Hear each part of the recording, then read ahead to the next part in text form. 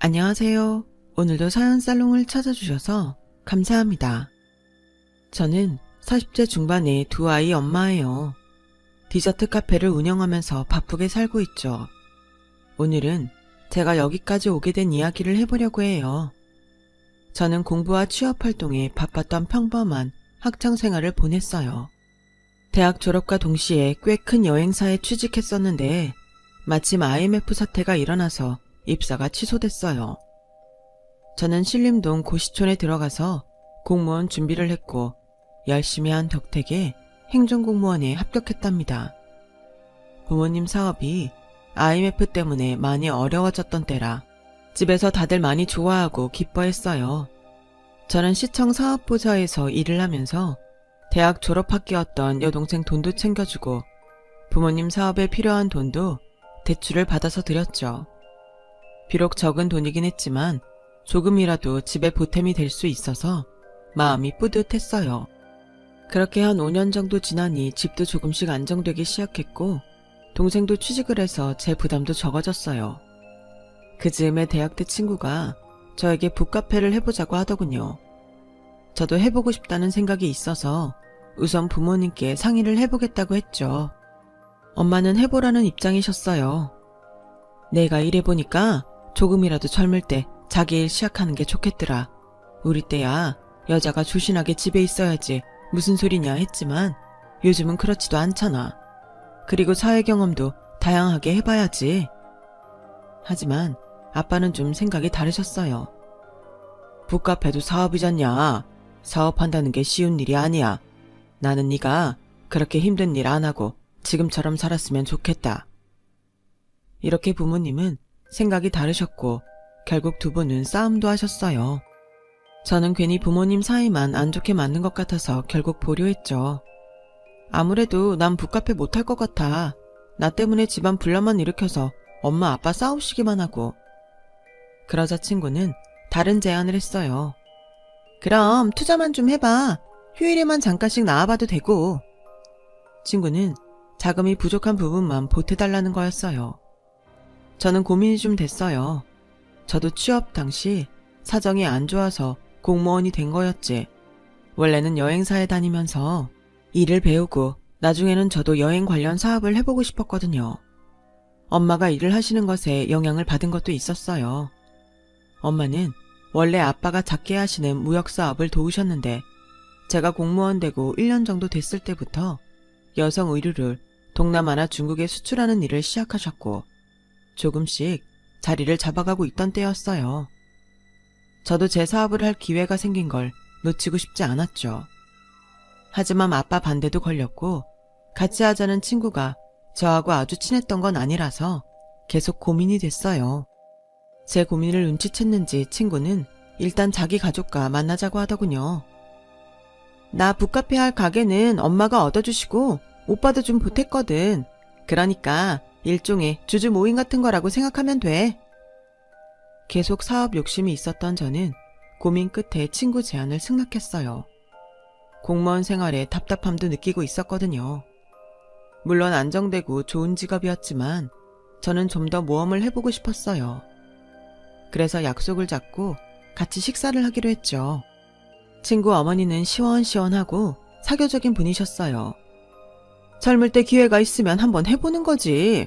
부족한 게 있으면 내가 더 도와줄 테니까 걱정 말고 해봐. 친구 오빠는 친절하고 진지해 보여서 좋았죠. 여러모로 우리 아정이가 부족한 게 많을 텐데 이렇게 똑부러지는 친구가 같이 한다니까 마음이 놓인다. 저는 그날 친구와 북카페를 같이 해보리라 마음을 먹게 됐어요. 한 살이라도 젊을 때 일을 시작하는 게 더 좋다고 생각했죠. 친구 어머니는 부동산 중개업을 크게 하시면서 상가도 몇 개 갖고 계셨고 친구 오빠는 어머니 상가를 관리하면서 음식점을 운영한다고 했어요. 친구 아버지는 회사에 다니다가 은퇴하셨다는데 정말 따뜻하고 좋으셨어요. 처음에는 휴일에만 잠깐씩 나가서 북카페 일을 도우며 시작했어요. 그러다 보니 같이 모여 스터디하는 공간이 있으면 좋겠다 싶더군요. 친구에게 제 아이디어를 말했고 친구도 그러자고 했어요. 저희는 커다랗게 2테이블 정도를 칸막이를 쳐서 예약을 받아 스터디를 할 수 있게 했어요. 손님들 반응은 굉장히 좋았어요. 북카페만 할 때보다 더 많은 사람들이 왔고요. 저는 그 무렵 아이의 공무원직을 관두고 카페에 매달렸어요.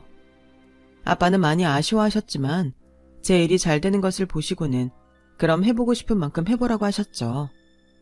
카페에는 스터디 예약을 하고 싶어하는 사람들이 점점 더 많이 찾아오기 시작했어요. 저와 친구는 카페를 리모델링해서 아이의 스터디 위주의 카페로 바꿨어요. 물론 일반 손님도 받았기 때문에 카페는 더 잘 됐어요. 그 무렵부터 친구 오빠와 사귀게 됐죠. 오빠가 저에게 엄청 적극적으로 다가왔어요. 저도 싫지 않았기 때문에 저와 오빠 사이는 빠르게 발전해갔어요. 오빠는 이미 전부터 자기 사업을 하던 사람이라 솔직히 조언을 받고 싶은 마음도 컸어요. 오빠는 저에게 참 잘 맞춰주고 친절하고 자상했어요. 사업을 하다 보면 바쁘고 신경 쓸 때가 많아서 그러기가 참 쉽지 않다는 걸 저도 잘 알고 있었죠. 그래서 오빠가 나를 정말 아끼는구나 하는 생각이 들더라고요. 카페 일로 바쁜 일상을 보내던 어느 날 오빠가 제게 청혼을 했어요. 수경아, 우리 서로 바빠서 못 만나는 날도 많은데 집에서라도 같이 시간 보내면 너무 좋을 것 같아. 나랑 결혼해줘. 내가 정말 잘할게. 저는 오빠의 프로포즈를 듣고 얼굴이 빨개질 정도로 부끄러웠지만 한편으로는 너무 기분이 좋고 행복했어요. 저희 집에서도 크게 반대하지 않으셨어요. 엄마는 좀 아쉬워하긴 하셨어요. 아무래도 결혼을 하면 아직은 여자가 더 사회생활에 불편한 게 많은데 서로 잘 도우면서 하면 좋겠다. 엄마, 걱정 마. 오빠도 사업하는데 모르겠어? 지금도 나를 얼마나 배려하는데. 저는 그렇게 엄마를 안심시켰어요. 오빠가 저를 많이 배려했던 것도 사실이었고요. 친구와 친구 부모님도 제가 한 식구가 된다며 좋아했죠. 누구 하나 반대가 없었고 순탄하게 진행된 결혼이었어요. 하지만 결혼하고 6개월쯤 지나니까 조금씩 문제가 나타나기 시작했어요. 오빠가 자기 식당을 접고 프랜차이즈 카페를 열었는데 가게에 잘 나가지 않더라고요. 그리고 친구 전화 받고 저녁쯤 나가 새벽까지 술 마실 때도 많았고요. 저는 여러 가지 걱정이 돼서 오빠에게 말했어요. 오빠, 카페 나가서 알바생들 체크도 하고 점검도 해야지. 벌써 며칠째 안 나갔잖아. 매니저가 다 알아서 하는데 뭐하러 나까지 가서 보태냐. 그래도 그게 아니지. 사장이 신경 안 쓴다고 생각하면 그때부터 완전 엉망이 된다고. 아 진짜 옆에서 더럽게 떽떽거리네. 그렇게 신경 쓰이면 네가 나가보든가. 저는 정말 큰 충격을 받았어요. 내가 지금 뭘 잘못 들은 건 아닌가. 아니면 내가 모르는 무슨 일이 생겨서 마음이 안 좋은 건가. 별 생각이 다 들었죠. 오빠, 혹시 카페에 무슨 일 있어? 그래서 이러는 거야? 저는 놀라서 심하게 방망이 질치는 마음을 다잡고 물어봤지만 오빠는 계속 버럭버럭 화만 내더군요. 네가 문제라서 이러는 거야. 모르겠냐? 아 진짜 잠시도 사람을 쉬지를 못하게 하네. 그러더니 문을 쾅 닫고 집을 나가는 거였어요. 한바탕 폭풍이 휘몰아치고 지나간 것 같은 기분이 들었죠.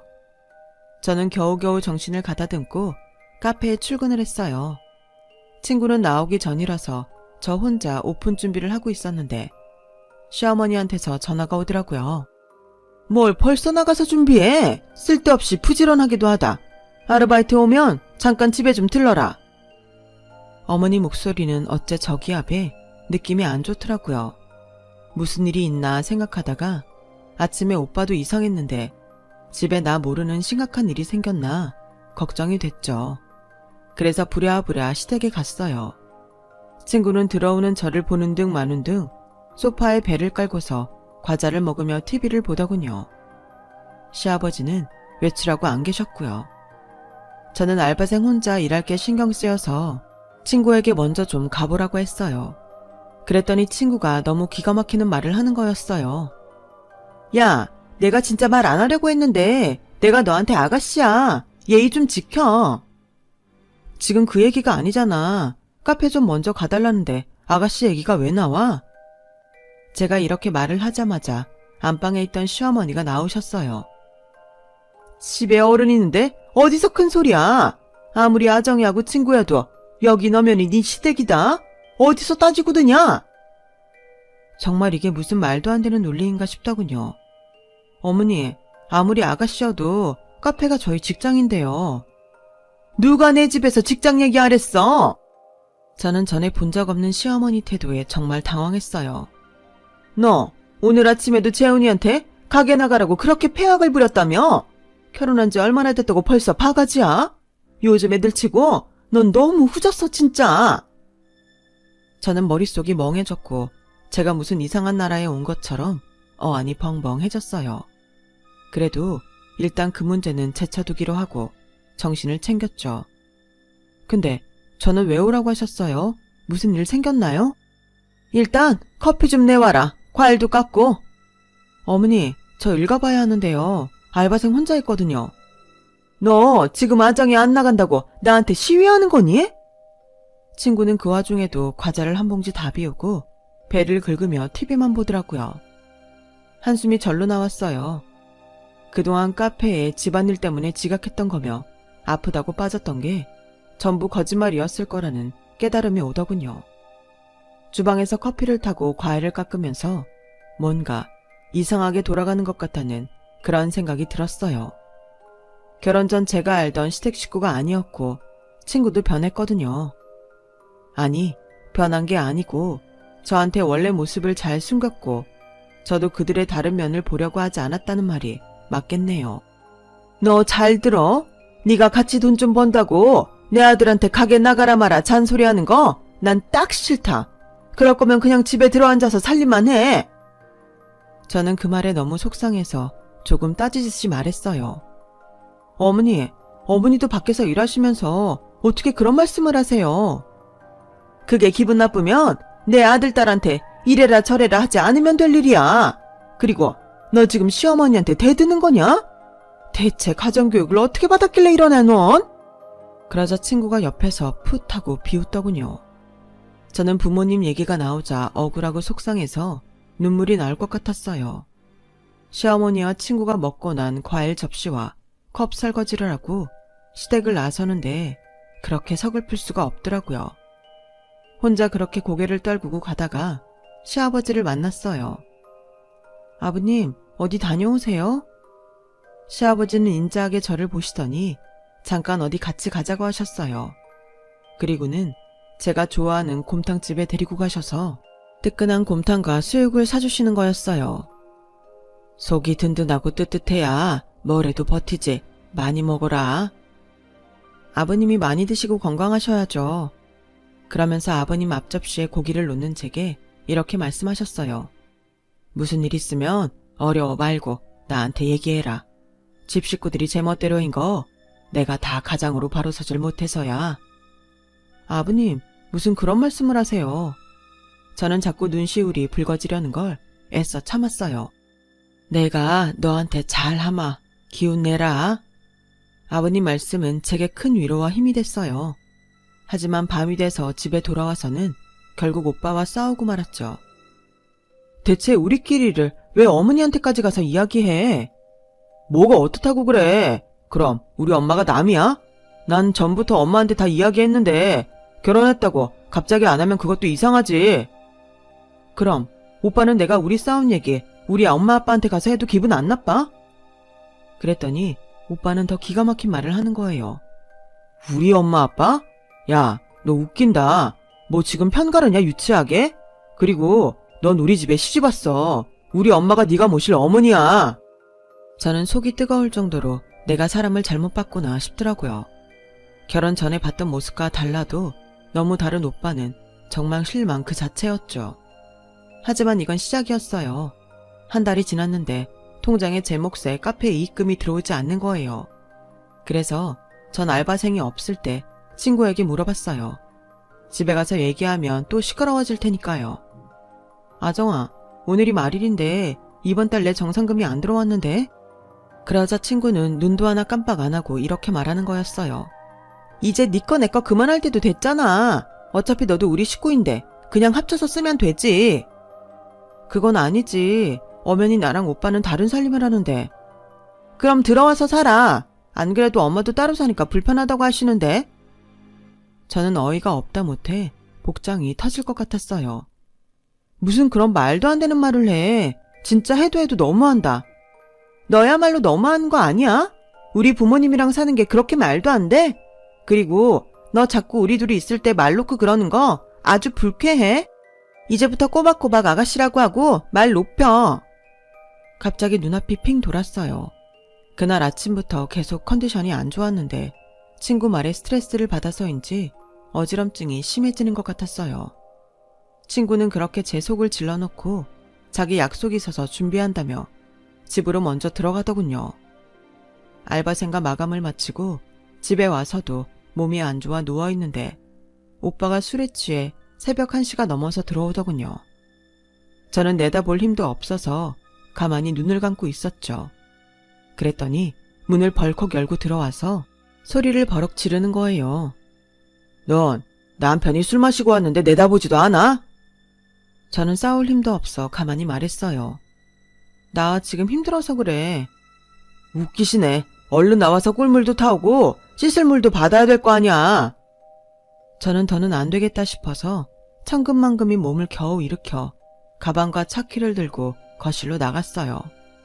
더는 말도 안 통하는 이 집에 있고 싶지 않아서 무거운 발을 질질 끌며 현관으로 나가려는데 뒤에서 오빠가 저를 확 잡아당기는 게 느껴졌어요. 지금 어딜 나가? 나랑 해보자는 거야? 저는 그 말을 듣고 바로 혼절했어요. 나중에 병원에서 깨어 의사 얘기를 들으니 저는 임신 5주 상태였고 몸이 너무 안 좋아서 유산이 됐다는 거였어요.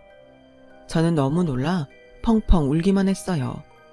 친정 부모님과 여동생은 마침 일 때문에 해외에 가서 없었어요. 저는 저를 돌봐주는 사람 없는 병실에서 통곡하며 울었어요. 한참 있자 오빠가 혼자 오는데 표정이 좋지 않더라고요. 오빠도 아이가 유산됐다니 마음이 안 좋은가 보다 싶었어요. 그런데 제가 자는 줄 알고 있던 오빠가 핸드폰을 보며 이러더군요. 아 진짜 미사리 가기로 했는데 짜증나게 사람 발목 잡네. 저는 그 말에 완전히 마음이 돌아섰어요. 오빠는 눈을 감고 있는 제 얼굴을 기웃기웃하더니 조심스럽게 빠져나가는 기척이 느껴지더군요. 저는 오빠가 나가자마자 퇴원을 하려고 자리에서 일어났습니다. 주섬주섬 옷을 챙겨 입고 6인 병실을 나가려는데 마침 들어오시던 시아버지와 마주쳤어요. 얘, 왜 그러냐? 벌써 퇴원하면 안 되잖아. 시아버지는 저를 보고 놀라서 눈이 휘둥그레지셨죠.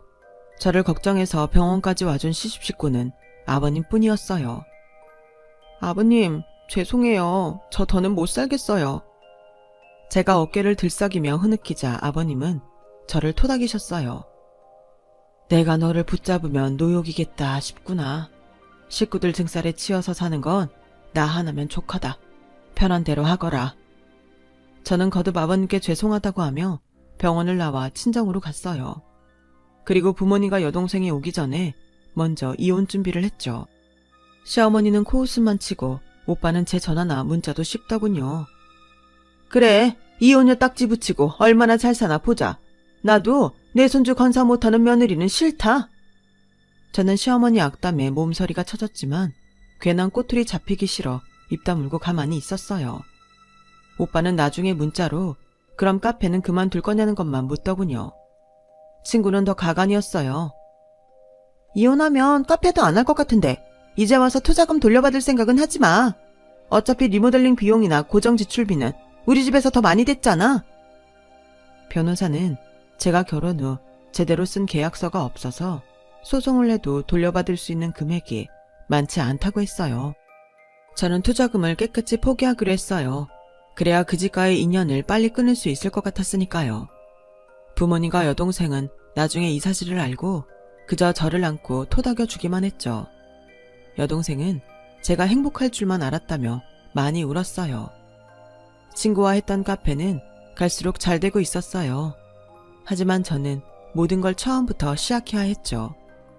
처음부터 다시 발품을 팔아가며 가게를 알아보고 아이템을 고민하던 저는 집에서 마들렌을 만들다가 디저트 카페를 해보면 어떨까 하고 아이디어를 떠올리게 됐어요.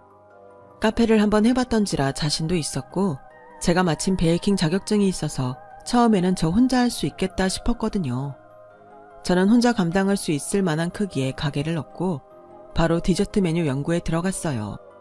저는 생과일을 얹은 숏케이크와 요거트를 주력으로 하는 작은 매장을 열게 됐어요. 아메리카노는 원하는 만큼 리필도 해주었고요. 열심히 친절하게 손님을 맞이하다 보니 조금씩 입소문이 났고 블로그 포스팅도 하게 됐죠. 무엇보다 저희 숏케이크가 맛있다고 오는 손님들이 점점 늘어났어요. 매장은 손님들을 수용하기 너무 작아져서 옆에 있던 옷가게를 얻어 넓게 하나로 트게 됐고요. 파티시에와 카운터 직원도 두면서 사업은 점점 커졌어요. 다른 지역 카페 사장님께서 자기네가 2호점 하고 싶다는 연락도 왔고요. 저는 그동안 제가 고생하고 피눈물 흘린 게 다 보상받는 것 같아서 너무 마음 뿌듯했죠. 가족들도 진심으로 기뻐했어요. 특히 엄마는 제가 이혼한 것 때문에 주눅이 들까봐 늘 격려를 해주셨죠. 요즘 세상에 이혼이 무슨 흠이냐? 네가 능력 있으니까 일도 잘 되잖아. 그거면 됐어. 너만 잘 되면 다 좋은 거야. 그런 엄마 덕분에 저는 이따금 남들이 제 이혼녀래 라며 은근히 손가락질 하는 것도 씩씩하게 잘 넘기며 제 사업에 몰두할 수 있었답니다. 그러다가 제 여동생이 결혼을 하게 되는데 결혼식장에서 만난 대학 친구가 제게 시댁 소식을 전했어요. 수경아, 네 전 시아버지 돌아가셨대. 못 들은 것 같은데 그래도 너 이뻐하셨다고 해서 전해야 될 것 같네? 저는 정말 깜짝 놀랐어요. 그동안 시간이 많이 지나긴 했지만 나이에 비해 정정하셨던 분이 돌아가셨다니 마음이 아프더라고요. 결혼식을 다 끝내고 친구에게 알아보니 내일이 시아버지 장례 발인이라고 하더라고요. 저는 계좌로 부의금만 보내려고 준비하다가 문득 아버님이 유산하고 혼자 있던 병실에 찾아오셨던 모습을 떠올렸어요. 아무리 다른 사람이 싫어도 제게 끝까지 따뜻하게 대해주시고 도리를 지켜주신 어른이 돌아가신 자리에 찾아가지 않는 건 예의가 아니라는 생각이 들더라고요. 그래서 저는 장례식장으로 발걸음을 옮겼어요. 저를 본 오빠와 친구는 눈동자가 흔들리더라고요. 어머니는 잠깐 나가셨는지 자리에 없었고요. 저는 부의금을 내고 두 사람에게는 눈길도 주지 않고 시아버지 사진 앞에 국화를 놓고 향을 꽂았어요. 그랬더니 갑자기 울컥하고 눈물이 솟구치기 시작하는 거예요. 그분도 자기와 다른 가족들 때문에 평생 마음고생 하셨을 거라는 생각과 저에게 해주시던 마음 씀씀이가 떠올라 저는 그 자리에 무릎 꿇고 앉아서 한참을 흐느꼈어요. 그리고 돌아서 나가려는데 뒤에서 누가 제 팔을 잡더라고요. 시어머니였어요. 참 오랜만이구나. 얼굴 보니 잘 지냈나 보네. 저는 그런 시어머니 인사에 헛웃음이 났어요. 와줘서 고맙다던가 미안하다는 게 아니고 아무렇지도 않게 오랜만이고 잘 지낸 것 같다고 하니까요. 제가 말없이 목례만 하고 자리를 빠져나오는데 시어머니가 저를 붙잡더니 잠깐 얘기를 하자고 하셨어요. 저는 시어머니 손에 끌려 구석으로 갔어요. 얘, 너 보니 잘됐다 싶다. 전에 아정이랑 하던 카페 네가 돈 좀 보태줄 수 있을까? 네? 제가 그 카페에 왜 돈을 보태요? 저는 어이가 없었어요. 시어머니는 천연덕스럽게 미소를 지으시며 이러셨어요. 아정이가 카페 확장을 하다가 돈이 좀 부족해졌지 뭐니. 그래도 네가 애정있던 곳인데 잘 되는 게 좋잖아. 저 이제 그 카페에 애정 없어요. 그리고 제가 투자할 이유가 없는데요. 제가 냉정하게 말하자 시어머니는 아주 상냥한 척 하시며 제 어깨를 쓰다듬으시더군요. 니네끼리 오해가 좀 있어서 틀어졌던 건 알겠는데 그래도 네 시아버지가 너한테 좀 잘했니? 시아버지 생각하면 네가 아정이한테 그러면 안 되지? 저는 안 되겠다 싶어서 목소리를 높였어요. 제가요, 웬만하면 돌아가신 분 보내드리는 자리에서 이러지 않으려고 했는데요. 시아버지 생각하는데 제가 왜 아정이 사업에 돈을 보태야 되는지 모르겠네요. 그리고 제 투자금도 돌려주지 않으셨으면서 너무하시는 거 아닌가요?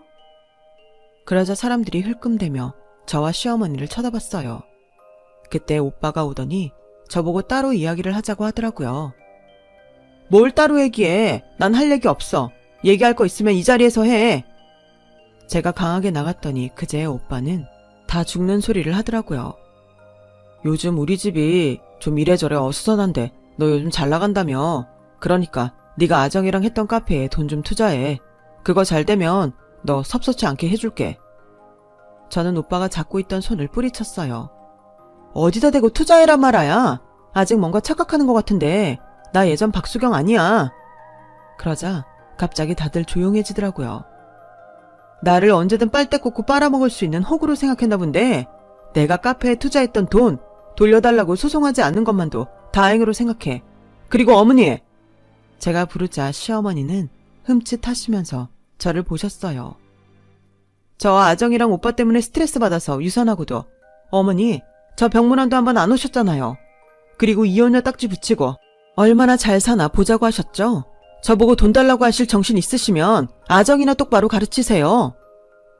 저는 사람들 사이를 빠져나오다가 아정이를 보고 한마디 했어요. 너도 정신 차려. 가게는 뒷전이고 놀 생각만 하니까 사업이 되겠어? 그렇게 저는 전 남편과 시어머니 그리고 친구에게 따끔하게 한마디 하고 시댁과 완전히 정리를 했죠. 시아버지를 마지막으로 뵌 게 장례식장이어서 마음이 아팠지만요.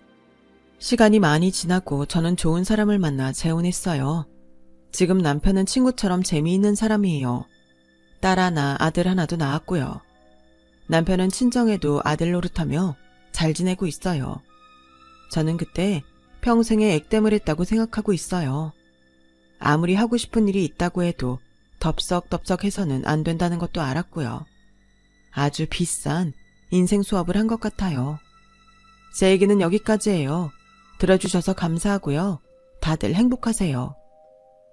여러분, 사연 댓글에 응원과 현명한 조언 부탁드려요. 좋아요와 구독은 저에게 큰 힘이 됩니다. 오늘도 좋은 일 가득하세요.